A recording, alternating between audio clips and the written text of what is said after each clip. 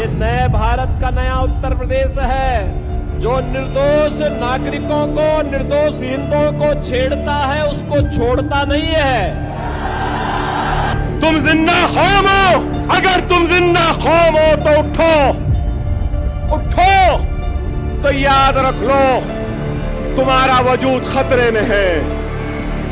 यही जोश, यही वलवला, यही उठना 20 तारीख का दिन है। उठोगे ना, उठोगे ना।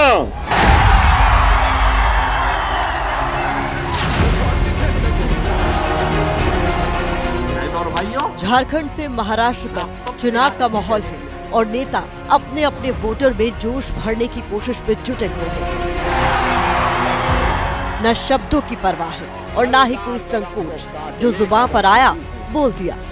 योगी, तेरे आने के बाद अकबर भी आने वाला है। मोदी, तेरे आने के बाद अकबर भी आने वाला है। आज ये लोग यात्रा रोक रहे हैं।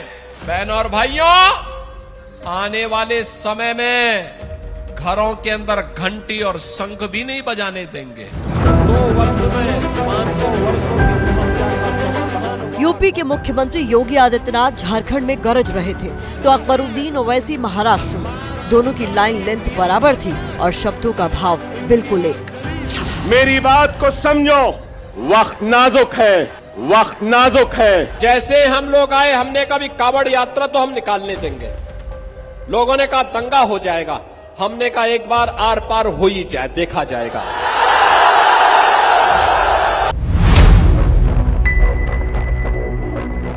अकबरुद्दीन ओवैसी AIMIM अध्यक्ष असदुद्दीन ओवैसी के छोटे भाई हैं और इस बार जब महाराष्ट्र के संभाजीनगर में चुनाव प्रचार करने पहुंचे तो फिर 15 मिनट वाले बयान की याद दिला दी।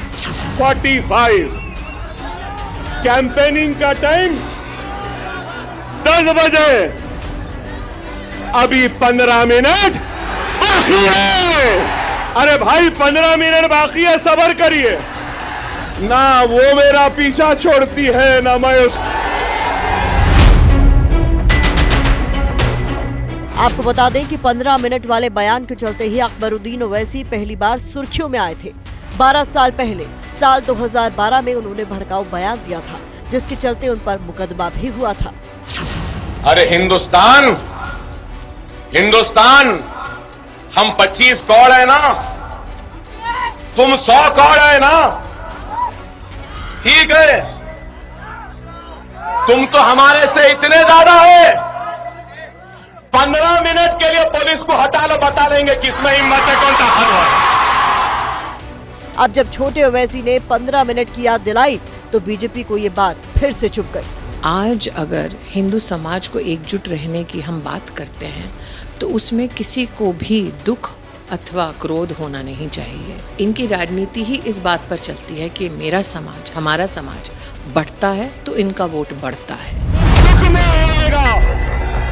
अकबरुद्दीन ओवैसी का ये बयान चुनावी मौसम में आया है और उद्धव गुट से लेकर कांग्रेस तक ने ओवैसी बंधुओं को बीजेपी की बी टीम बताना शुरू कर दिया है। भारतीय जनता पार्टी की A team, B team, C team अभी कहाँ है, कब आएंगी?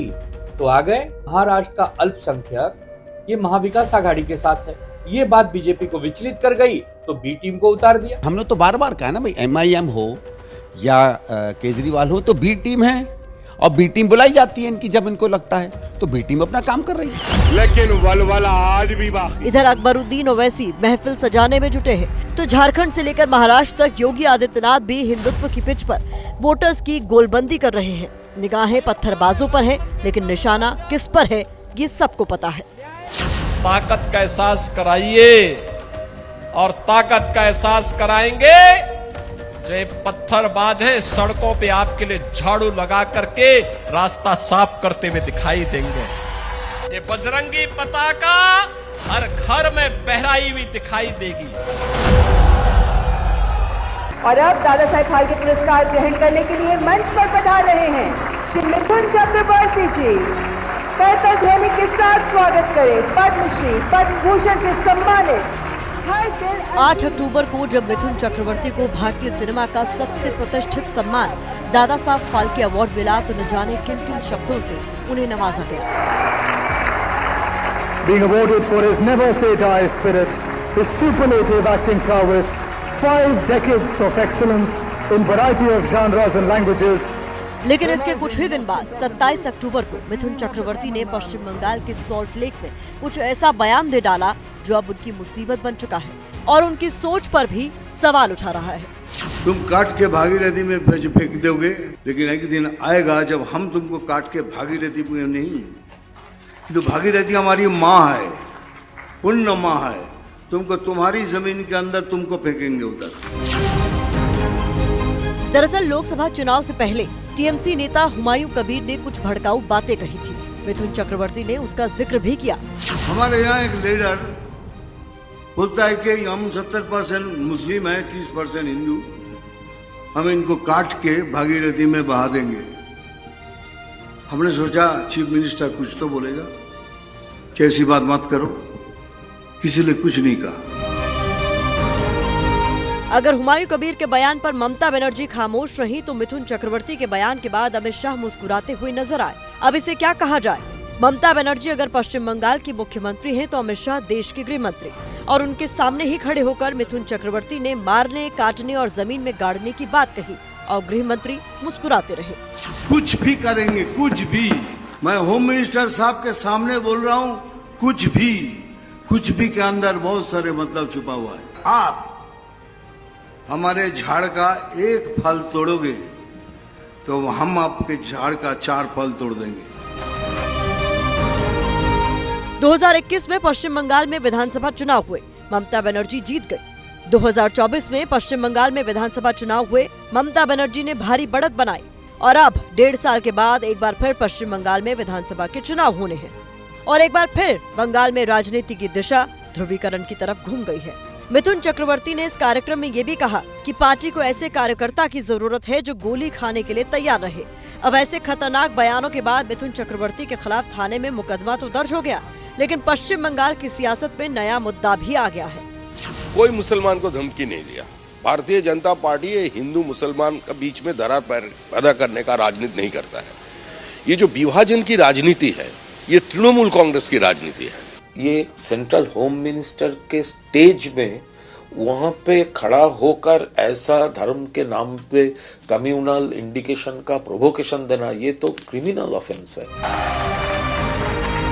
राजनीति में आकर कोई अभिनेता कहां तक पहुंच सकता है, इसके लिए मिथुन चक्रवर्ती बड़े उदाहरण के तौर पर गिने जाएंगे।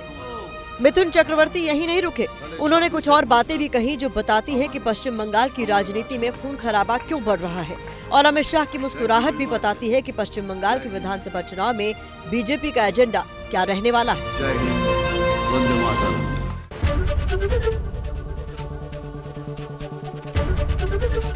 एबीपी गंगा, खबर आपकी, जुबान आपकी।